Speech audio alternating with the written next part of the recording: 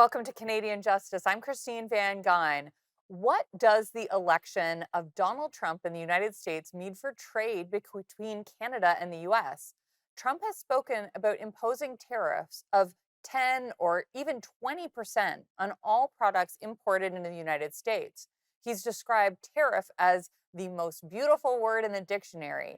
It's believed that Ottawa will try negotiating for exemptions for Canadian goods, but if we don't get them, is a trade war coming? What does Donald Trump's election mean for free trade? And if tariffs are imposed either solely by the US or in retaliation by Canada, what could it mean for Canadian consumers and businesses?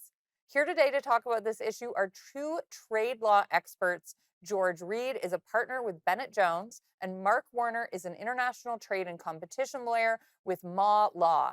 Thank you both so much for joining me today. Let's start with what Donald Trump is promising. So, George, let's start with you. On the trade front, how seriously do you think officials are actually taking this claim that he might impose tariffs of up to 20%?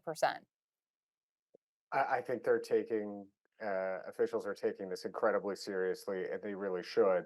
Donald Trump campaigned promising these tariffs 10 to 20% across the board, 60% on China, additional tariffs on Mexico.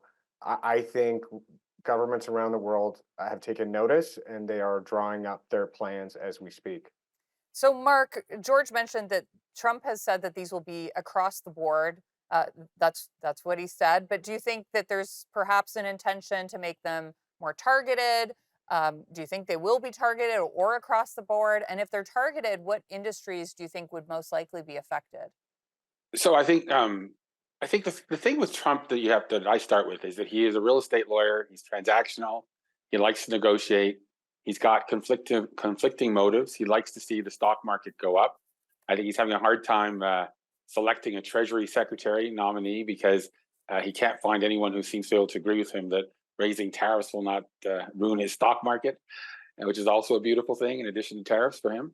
That's part of the problem. But I also think what we learned with Trump 1.0 is while Trump is transactional, he's also prepared to throw the hammer down if you when he's confronted, when he's cornered. And so while I do think that the Ottawa officials are preparing, just as everyone else is, the worry that I have is that they're over preparing. And there's one of the problems with Canada is we share this media market with the United States.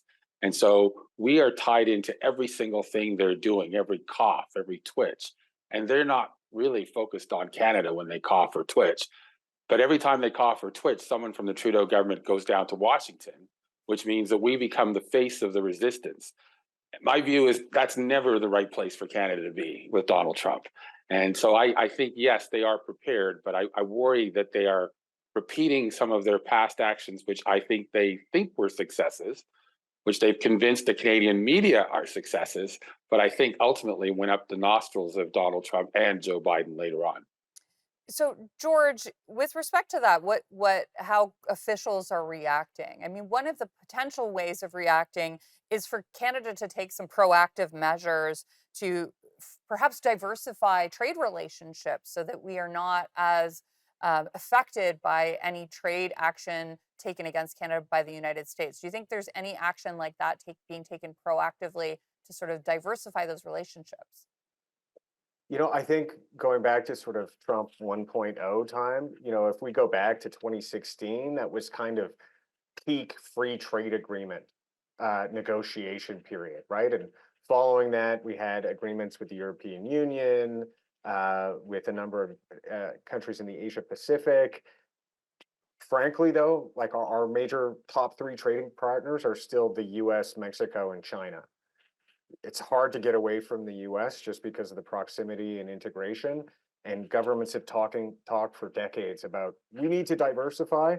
The fact is, we haven't seen that needle move substantially.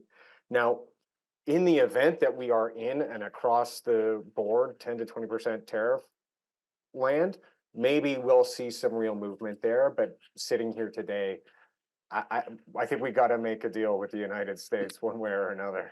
Yeah, I mean, it's hard to evade the fate of geography that we have been dealt. with our proximity to such a massive economy. We've got to go to commercial break now, but when we come back, I want to talk about the way sort of the ideology around free trade has shifted in recent years. We'll be right back.